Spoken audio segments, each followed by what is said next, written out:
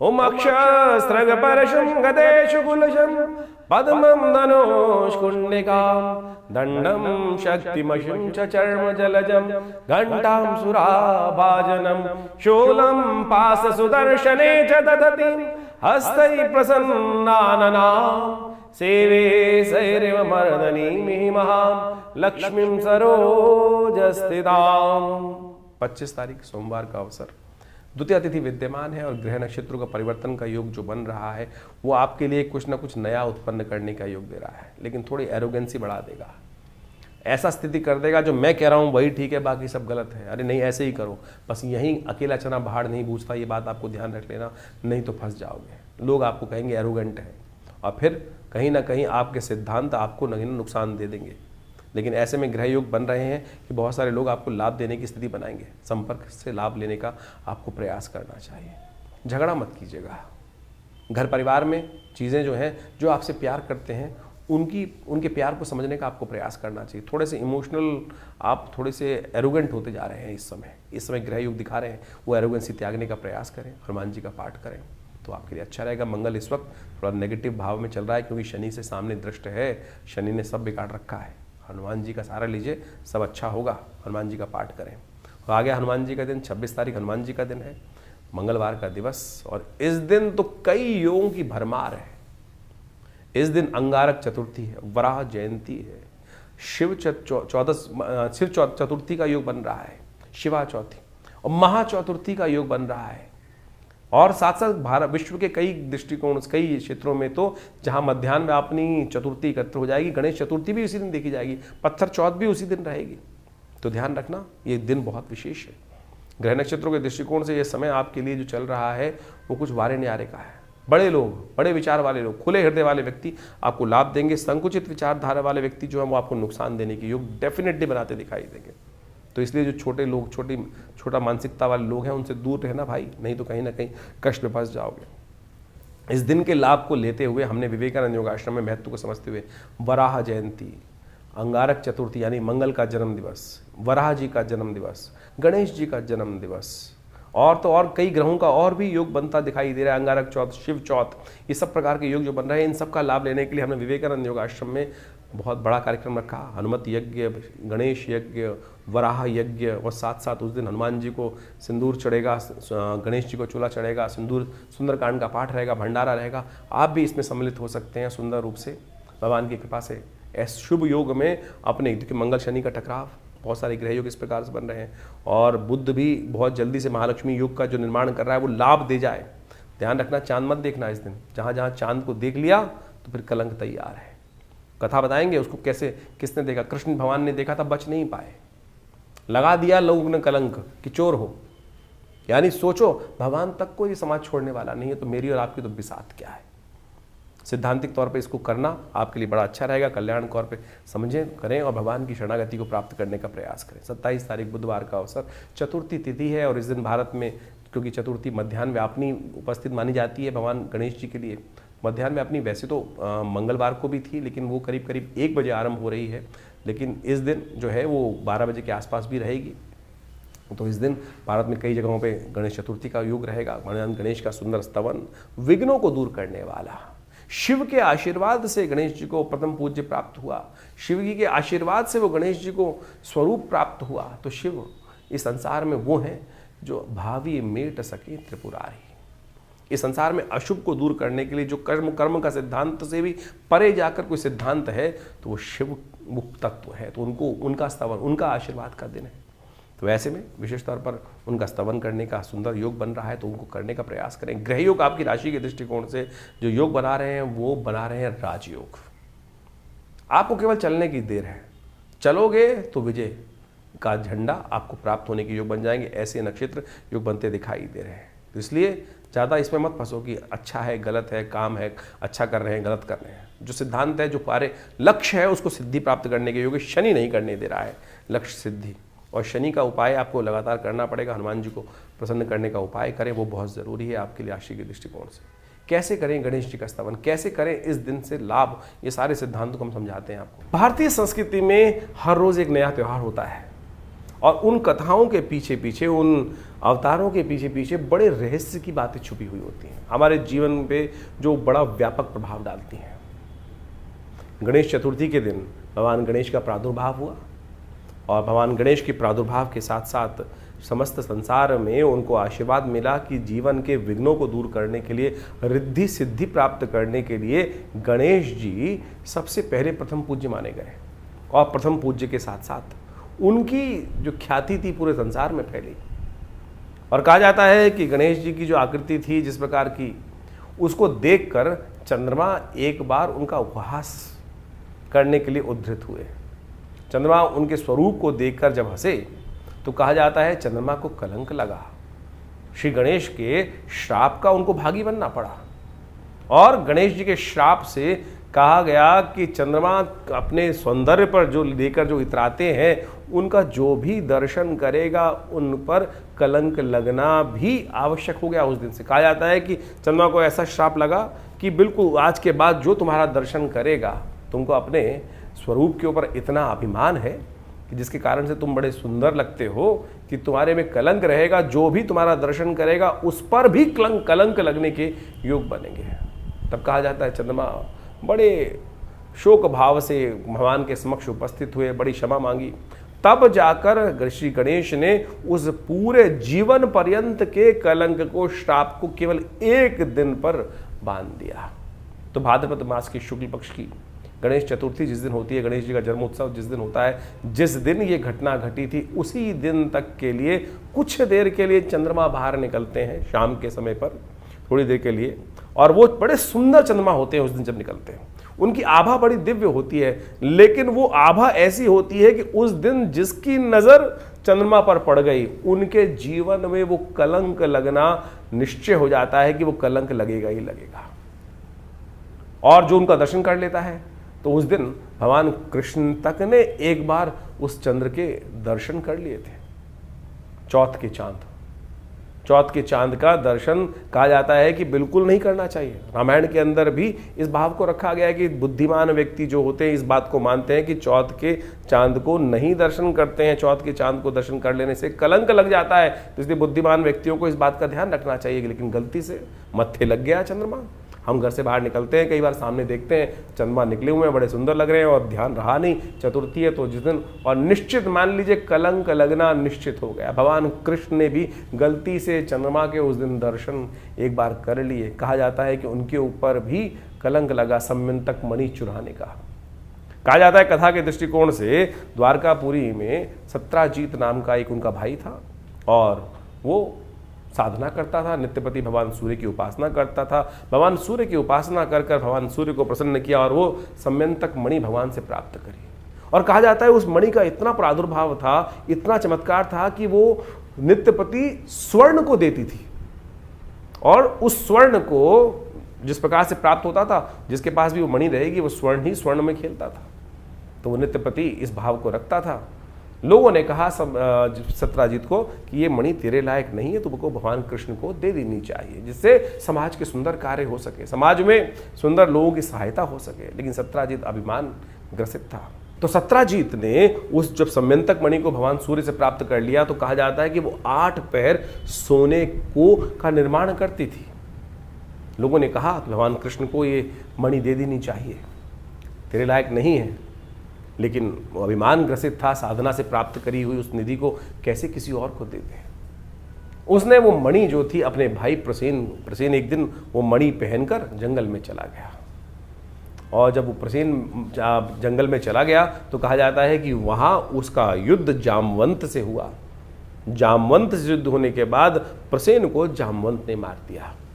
और जामवंत ने जब प्रसेन को मार दिया तो सत्राजीत वहाँ पहले से ही इस बात से भाव था उसको कि भगवान कृष्ण इस मणि को प्राप्त करना चाहते हैं, जबकि भगवान की कोई इच्छा नहीं थी। वो समाज की बात कर रहे थे। समाज में बहुत सारे लोगों ने इस बात को रखा था कि सत्राजीत ये मणि तेरे स्वरूप के अनुसार से नहीं है, इसको भगवान कृष्ण के पास ही होनी चाहिए। इस भाव को मन में रखकर, क्योंकि वो देव योग से घटना घट चुकी थी कि भगवान ने चंद्र का दर्शन कर लिया था, कलंक उन पर लगना था, और वो कलंक लग गया। सब पूरे राज्य के अंदर इस बात को सत्राजीत ने आक्षेप किया भगवान, क्योंकि भगवान ने चुरा ली मेरी मणि। तो कहा जाता है कि भगवान इस आरोप से मुक्त होने के लिए जिस प्रकार से उनके चरणों को देखते हुए, प्रसेन के चरणों को देखते हुए जंगल में गए, जंगल में जाके देखा कि वो चरण जो है एक गुफा की तरफ जा रहे हैं और उस गुफा से एक प्रकाश सा बाहर निकल रहा है। भगवान ने जाके देखा कि उस प्रकाश के मणि से भालू के रीछ के कुछ बच्चे खेल रहे हैं, और जब रीछ के बच्चे खेल रहे हैं तो भगवान ने उसको प्राप्त की। तो वहां जामवंत पीछे आए, और जामवंत जब आए तो भगवान के साथ उनका युद्ध हुआ। इससे पहले पूर्व में कथा आती है शास्त्र के दृष्टिकोण से। जामवंत कौन है? जो भगवान राम के समय थे। भगवान राम जब इस धरा से गए तो अपने साथ जितने भी अनुयायी थे, जितने भी उनके भक्त थे, सबको ले गए।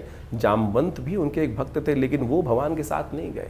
कहा जाता है इस संसार में कोई भी एक मनुष्य जब तक मन में रहे तब तक इसे निवृत्ति मोक्ष नहीं हो सकता। भगवान के साथ जाने का मतलब मोक्ष को प्राप्त करना था। जामवंत के मन में इच्छा थी कि कहीं ना कहीं भगवान के समक्ष रखी थी कि भगवान के साथ वो अपने शौर्य को प्रदर्शन करने के लिए युद्ध करना चाहते थे। तो भगवान ने कहा, एक तो जामवंत जी आप बहुत बूढ़े हैं, फिर आपने हमारी सहायता करी है, तो हम आपके साथ तो इस जन्म में तो युद्ध कर नहीं सकते। तो इसी कारण से कहा जाता है कि वो इतने लाख वर्ष इसी धरा पे रहे, और जब फिर भगवान कृष्ण का अवतरण हुआ तब भगवान कृष्ण के साथ उनका युद्ध हुआ, और युद्ध में 21 दिन तक लगातार युद्ध होने के बाद वो युद्ध में कहा जाता है कि जामवंत हारे, और वहां से भगवान ने मणि भी प्राप्त करी और जामवती को भी प्राप्त किया, और उन दोनों को लेकर पुनः द्वारका पधारे और वो सत्राजीत को वापस करी और पूरी कथा सुनाई। कहा जाता है इस कथा को सुन लेने से वो जो कलंक होता है वो नहीं लगता है। तो इस बात को हमें ध्यान रखें। इसके साथ एक और बात बता देते हैं हम आपको, इस कथा के साथ साथ समझ लेनी चाहिए कि इससे पहले जो दूज का चांद निकलता है, जो इसी मास में शुक्ल पक्ष का आरंभ जब होता है उस दिन दूज के दिन भी चांद निकलता है। कहा जाता है इसीलिए भारतीय संस्कृति में परंपरा बनी कि दूज का चांद अवश्य देखना चाहिए। जो दूज का चांद को देखकर माता पिता गुरुजन का आशीर्वाद लेता है, गौ पूजन करता है, उसके जीवन में कभी कोई कलंक नहीं लगता। तो इससे पहले भाद्रपद मास में जो चांद दूज को दिखाई देगा, यदि उसका भी दर्शन शाम के समय कर लेंगे तो फिर गलती से यदि चंद्रमा चौथ का चांद आपके माथे लग भी गया तब भी उसका कलंक आपके मनोमस्तिष्क को परेशान नहीं करेगा। आपकी कीर्ति पर कलंकित नहीं करने का आरोप, जो कलंक करने का आरोप लगता है वो नहीं लगेगा। ये शास्त्र में अद्भुत चीज है, ये नहीं कि एक चीज का रास्ता नहीं है। तो आप समझे, इन वर्ण कथाओं के माध्यम से हमारे जीवन में जो घटनाएं घटती हैं उनको भी। अब इस बात को एक और समझें, ज्योतिष के दृष्टिकोण से कहाँ महत्वपूर्ण बात आती है कि ज्योतिष के दृष्टिकोण से अब ये तो कर्म के अनुसार से भाग्य बन गया ना। आपकी जन्मपत्री में तो कहीं नहीं लिखा था कि आप इस प्रकार का दर्शन कर लोगे फिर आपका कलंक लग जाएगा जीवन में। ये तो आपके जीवन में कर्म के द्वारा किया गया प्रभाव आपके जीवन में उपस्थित होता है। यानी आपकी जन्मपत्री के अलावा जन्मपत्री जो बनी वो तो आपके पूर्व अर्जित कर्मा के अनुसार से आपके जन्म के समय का एक चार्ट बनकर आया, लेकिन उसके बाद जितना आप आगे चलते जाएंगे तो आपके जीवन के घटनाक्रम जिस प्रकार से चल रहे हैं, जैसा आप कर्म कर रहे हैं उसके अनुसार से आपके भाग्य बन रहे हैं। बहुत सारे लोग इस बारे में एक प्रश्न भी कर लेते हैं कई बार। ये समझने की आवश्यकता है कि क्या हम पूर्व अर्जित कर्मों के अनुसार से ही जीवन को आगे व्यतीत करते हैं? नहीं भाई, आप उसके साथ साथ अपने प्रत्यक्ष कर्म के द्वारा भी अपने पूर्व अर्जित कर्मों को बढ़ा सकते हैं, घटा सकते हैं, दुष्कर्मों को घटा सकते हैं पुण्यों के द्वारा। जो आप यज्ञ इत्यादि, दान इत्यादि, पुण्य इत्यादि, उपाय इत्यादि विभिन्न प्रकार से करते हैं वो यही तो है। इसी के द्वारा तो पूर्व जन्म में, पूर्व समय में किए गए दुष्कर्मों का प्रायश्चित कर कर उसका घटन किया जाता है, उसको हटाया जाता है। तो यानी जो कर्म प्रधान विश्व रच राखा, ये भाव जो रखा गया है, यानी अब जो कर्म हो गया, मनसा वाचा कर्म, 3 प्रकार के कर्म शास्त्र में वर्णित है, उनको हो जाने से जीवन में जो प्रभाव उसका उत्पन्न होता है उसको घटाया बढ़ाया जा सकता है। जी हाँ, इस घटना के माध्यम से केवल घटना मत समझें, केवल एक कथा को ना समझें, इसका सारांश को समझने की आवश्यकता है कि क्या प्रभाव आपके जीवन में ग्रहों का पड़ रहा है। तो आप किसी भी प्रकार से यदि कोई गलती हो भी गई तो उसका प्रायश्चित करने के विभिन्न मार्ग शास्त्र में जगह जगह वर्णित किए गए हैं। तो इस कथा के माध्यम से हम समझें। तो इस दिन भगवान का स्तवन करें, श्री गणेश का स्तवन करें। अब जो कर्म हो गया, चंद्रमा के द्वारा भी तो गलत कर्म हुआ, वो चाहते तो नहीं थे, लेकिन क्या हुआ, सामने एक ऐसी स्थिति बनकर आ गई, भगवान शंकर के पुत्र के ऊपर हाथी का चिन्ह लग गया। तो कोई भी व्यक्ति जब ऐसी प्रकार से एक अजीब चीज देखता है तो उपहास उठाने का एक स्वाभाविक प्रयास करता है। वो उपहास का जो उपहास यानी हास मजाक करने का कितना दुष्प्रभाव हुआ, कि चंद्रमा पर जीवन पर्यंत का कलंक लग गया, लेकिन फिर उन्होंने पश्चाताप किया, भगवान के समक्ष क्षमा मांगी। तो उस क्षमा मांग के 365 दिन पूरे जीवन का कलंक हटाकर केवल 2 आधे घंटे के लिए उस कलंक को बांध दिया गया, चल इतनी देर के लिए तेरे को प्रायश्चित इतनी देर तो करना ही पड़ेगा, इतना तूने जो किया। तो यानी जिस प्रकार के भी ये कर्म करते हैं, लेकिन सबसे पहले हम समझें कि हमारी गलत हुआ, उसको ठीक करने का मार्ग अवश्य बनाने का प्रयास करें। इन कथाओं के माध्यम से ज्योतिष के साथ हम कई बार एक कथा सुनाते हैं, तो इस बात को हमें समझना चाहिए कि इन सबका महत्व ज्योतिष के साथ है। ज्योतिष बिना पुराण के अनुसार से नहीं समझी जा सकती। ज्योतिष केवल ग्रहों का खेल नहीं है। ग्रहों को जानने के साथ साथ उनके द्वारा किए गए जो प्रभाव हैं, अच्छे या बुरे, बुरे हैं तो उनको निष्क्रिय कैसे करना है, उनका जो माध्य निकलना है, रास्ता निकलना है, वो इन जो वैदिक शास्त्र हैं उनके अनुसार ही निकलना है। तो हमने इस बात को आपके समक्ष इसी कार्यक्रम में इसलिए रखने का सोचा कि आपको पूरा सार समझाने का प्रयास, छोटे रूप में नहीं समझ सकते हैं तो आप किसी प्रकार की भी जीवन में चिंता करना छोड़ें। सबसे पहले तो अरे कुछ ये प्रभाव हो गया, बहुत सारे लोग से पकड़ के बैठ जाते हैं कि मेरी तो 7.5 चल रही है, मेरा तो ये चल रहा है, मेरा तो वो चल रहा है। अरे चलना है तो चलने दीजिए ना, उसका हम ठीक करने का रास्ता भगवान की प्रार्थना से, उन उपायों से सही मार्ग पर चलकर प्राप्त करने का प्रयास करें। बहुत सारे लोग बड़े विचित्र होते हैं, लाखों रुपए खर्च करने को तैयार है कि मैं इसको कर देता हूं, ऐसा कर देता हूं, ये पंडित जी मेरे लिए ये जब कर देंगे, ऐसा कर देंगे, वो कर देंगे। क्या? अरे आपके स्वयं करने से होने वाला है। मैं ये पहन लेता हूं, कोई अंगूठी पहन रहा है, कोई कुछ कर रहा है, कोई कुछ कर रहा है। कर्म मन से सोचने से, कर्म को सही मार्ग पे करने से तब जाकर कष्टों से निवृत्ति का मार्ग बनेगा। इसको सैद्धांतिक तौर पर आपको अच्छे से समझ लेना चाहिए। आपका स्वयं का समर्पण चाहिए, तब जाकर भगवान की कृपा आपके जीवन में प्राप्त होगी। तो ये सुंदर रूप से गणेश जी का जो जन्म की कथा है, ये बड़ी अद्भुत है और हमने इस दिन विशेष तौर पर भगवान की प्रार्थना करने के लिए आश्रम में बड़े विशेष कार्यक्रम रखे हैं। आप सब उसमें सम्मिलित हो सकते हैं भगवान की कृपा प्राप्त करने के लिए। इस बार पंचांग के दृष्टिकोण से बड़ा एक और योग बन रहा है कि जो गणेश चतुर्थी के दिन योग बन रहा है, कई क्षेत्रों के अनुसार क्षेत्रवाद रहेगा इसमें। जिन जिन क्षेत्रों में जैसे चतुर्थी 2 दिन की पड़ रही है इस बार, पूरे विश्व के दृष्टिकोण से देखा जाए तो जहां मध्यकालीन चतुर्थी जिस समय पर आ रही है, जैसे यदि हम बहुत सारे विदेश में देखें, भारत से आगे जाके देखेंगे तो वो मंगलवार के दिन ही चतुर्थी का योग पड़ रहा है जो वहाँ रहेगा, तो वहाँ महाचतुर्थी का योग बन गया। यानी गणेश चतुर्थी के दिन मंगलवार के दिन रहेगी तो महाचतुर्थी का योग बन जाएगा। तो ऐसे में मध्याह्न व्यापनी दोपहर के समय जहाँ चतुर्थी जिस समय पड़ रही है वहाँ गणेश चतुर्थी मानी जाएगी। और कलंक चौथ है वो भी पत्थर चौथ जो है वो उसी दिन बनेगी। इसका एक नाम पत्थर चौथ भी है। पत्थर चौथ का मतलब होता है, पुराने जमाने की व्यवस्था बना दी गई थी कि भाई चांद को नहीं देखना है तो पत्थर बाजार में लोग घर से रखते बाहर मार देते थे कि भाई कोई निकलेगा ही नहीं बाहर किसी कारण से। वो कल्याण के लिए था। पत्थर मारने की परंपरा ये नहीं थी, वो पत्थर इसलिए चढ़ा दिए जाते थे कि भाई कोई निकलेगा, गलती से किसी का जो डायरेक्ट कनेक्ट जो है वो चंद्रमा के साथ हो जाए तो फिर वो कलंक ना लगे उसको। तो उससे बचने के लिए एक परंपरा इस प्रकार से कुछ देसी जगहों में चल गई, लेकिन शास्त्र में इसको इस प्रकार से प्रमाणित नहीं किया गया है। तो वो पत्थर चौथ के नाम से भी प्रचलित हो गया है वो चौथ जो है। तो वो मंगलवार को, जिन क्षेत्रों में मध्याह्न वापनी चतुर्थी रहेगी मंगलवार के दिन, तो उस दिन वहाँ पर वो चतुर्थी मंगलवार के दिन मनाई जाएगी। और जिन जिन क्षेत्रों में रहेगी तो मंगलवार के साथ साथ बुधवार के दिन है तो वो बुधवार के दिन चतुर्थी मना रहे हैं। और इस प्रकार से आप इस कथा का श्रेय महत्व समझते हुए अपने जीवन में शुभ लेने का प्रयास करें। तो मिथुन राशि वालों, आपकी राशि के दृष्टिकोण से आपने समझा गणेश चतुर्थी के दिन किस प्रकार से आपको लाभ लेना है। इस दिन हो सके तो गणेश जी को अवश्य बिल्वपत्र अर्पित करें, दूर्वा अर्पित करें। आपके मनोरथ सिद्ध होने के योग बहुत सुंदर से बनते दिखाई देंगे। बात कर लेते हैं 28 तारीख की, बृहस्पतिवार का दिन, पंचमी तिथि, ऋषि पंचमी का योग। ग्रह नक्षत्र के दृष्टिकोण से आने वाले 3-4 दिन बहुत खास हैं आपके लिए। आपकी राशि के दृष्टिकोण से लाभ के योग प्रशस्त बनते दिखाई दे रहे हैं, विजय के योग बनते दिखाई दे रहे हैं आपकी राशि में। तो इसका पूर्ण उपयोग आप लेते हुए कार्य करेंगे तो बहुत अच्छा रहेगा। इस दिन ऋषि पंचमी है। जिन परंपराओं से हम आते हैं, जिन गोत्र का हम उपयोग करते हैं, उन ऋषियों का पूजन करने का दिवस है। चाहे वो कश्यप हों, चाहे वो भारद्वाज हों, चाहे वो अत्रि हों, चाहे वो वशिष्ठ हों, इन समस्त सप्त ऋषियों का पूजन इस दिन किया जाता है। उनको तर्पण किया जाता है। ब्राह्मणों को भोजन कराने की परंपरा रही है। और इस दिन रवि योग भी नए कार्यों का आरंभ करने के लिए दिन अच्छा है। 29 तारीख शुक्रवार का अवसर षष्ठी तिथि विद्यमान है। सूर्य षष्ठी का योग बन रहा है। ग्रह राशि के दृष्टिकोण से 70-75% आपके लिए दिन ओवरऑल अच्छा दिखाई देता है। लेकिन मंगल और शनि का जो टकराव आपकी राशि में लगातार बना हुआ है, कभी तख्ता कभी तखत, बार बार आपको सब कुछ अच्छा होते हुए भी कहीं ना कहीं फंसा सकता है।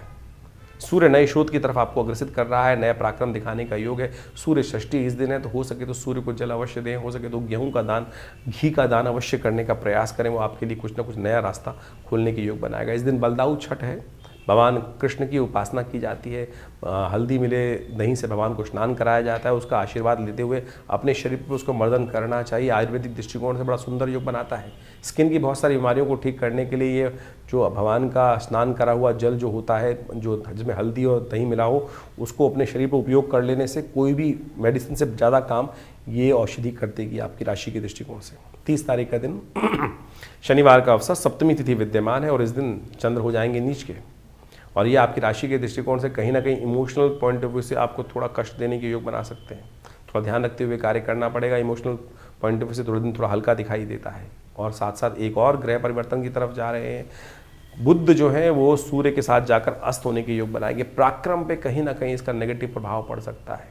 सूर्य को बल देना चाहिए इस वक्त में, सूर्य को बल दें, बुध को बल देने का प्रयास करें। बुद्ध के मंत्र का जप करना बहुत ज़रूरी रहेगा इस समय में।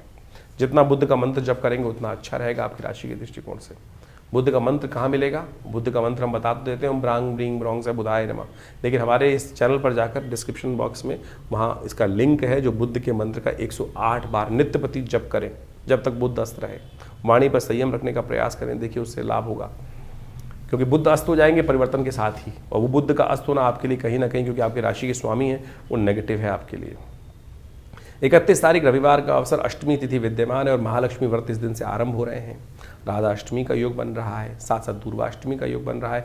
बुद्ध अस्त चल रहे हों तो इस दिन का उपयोग आप बहुत बढ़िया से कर सकते हैं, क्योंकि बुद्ध अस्त होने के कारण से जो व्यावसायिक बुद्धि है, सही समय पर सही बुद्धि का बल्ब जलता है, वो कहीं ना कहीं हमें नुकसान दे सकता है। वो विचार सही जगह पर काम नहीं आएगा। बृहस्पति फिर भी बहुत सपोर्टिव है आपके लिए, इन दिनों शुद्ध रूप से बैठे हैं, कोई पाप ग्रह उसके साथ देख भी नहीं रहा है, लेकिन फिर भी बुद्ध को शक्ति दें। देव कृपा से इस दिन योग बना है दुर्वाष्टमी का। 108 दूर्वा अंकुर को एक माला में पिरोकर भगवती दुर्गा को अर्पित करें। बहुत सारे लोग कहेंगे भगवती दुर्गा को घास तो चढ़ती नहीं है, महाराज गलत बता रहे हैं, पूरा पढ़ें। दुर्गा अष्टमी के दिन देवी पुराण के अंदर इस कथा को वर्णित किया गया है कि दूर्वा अष्टमी के दिन मनोकामना सिद्धि के दिन के लिए एक ही दिन, पूरे वर्ष में एक ही दिन भगवती को दूर्वा चढ़ाई जा सकती है और चढ़ाई जानी चाहिए, केवल एक ही दिन के लिए। बाई चांस बुद्ध अस्त चल रहे हैं तो इस दिन उसका उपयोग कर लीजिए, लाभ होगा, चिंता ना करें। भगवती महालक्ष्मी के व्रत आरंभ हो रहे हैं।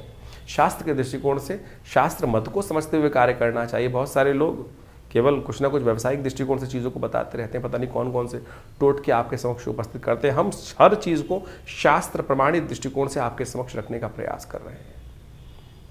महालक्ष्मी व्रत कैसे चमत्कार उपस्थित करेंगे?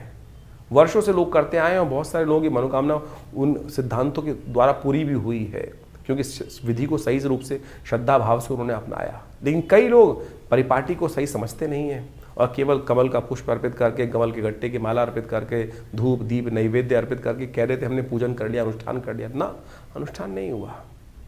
कैसे होगा? महालक्ष्मी की कौन सा सिद्धांत किस प्रकार से करना है, कौन से वो मंत्र हैं, कैसे किए जाने चाहिए, वो संपूर्ण रूप से हम आपके समक्ष बताने जा रहे हैं। समझ लीजिए ये महालक्ष्मी का व्रत किस्मत जगा देगा यदि आपने कर लिया तो अभी आपने नित्यप्रति राशि का फल समझने का प्रयास किया, और अब आप समझें कि सबसे महत्वपूर्ण जो इस पूरे के पूरे अगस्त के अंदर एक तिथि पड़ रही है वो है महालक्ष्मी व्रत की। इस संसार में समस्त कार्य करने के लिए महालक्ष्मी कृपा चाहिए, और महालक्ष्मी को प्रसन्न करने के रास्ते शास्त्र में अनेक विद्यमान हैं। लोग परंपरागत महालक्ष्मी के व्रत रखते ही हैं, लेकिन महालक्ष्मी के व्रत किस प्रकार से किए जाएं, शास्त्र में उसके ऊपर अनेक कथानक, अनेक जो प्रकार हैं, उनकी पूजाओं की पद्धतियां हैं, वो विकसित की गई हैं। लेकिन सबसे ज़्यादा महत्वपूर्ण जो है वो है महालक्ष्मी को प्रसन्न करने के ये महालक्ष्मी के जो व्रत हैं विशेष तौर पर। लेकिन व्रत किस प्रकार से किया जाए, इसको हमको समझने की आवश्यकता है। ये महालक्ष्मी के व्रत जो हैं, ये भगवती महालक्ष्मी का आशीर्वाद किस प्रकार से देंगे? शास्त्र में अनेक प्रकार की कथाएं और अनेक अनेक उपनिषदों में, पुराणों में उनको बहुत महत्वपूर्ण तरीके से स्थान दिया गया है। कहा जाता है कि एक बार महर्षि भृगु भ्रमण करते करते उनकी इच्छा मन में आई कि भगवान के दर्शन किए जाएं। तो वो घूमते घूमते विष्णु लोक पहुंचे। वहाँ कहा जाता है कि भगवान श्री सागर में शेषनाग के ऊपर भगवती के साथ विराजमान थे, और योग निद्रा में उस वक्त भगवान गए हुए थे, विश्राम कर रहे थे।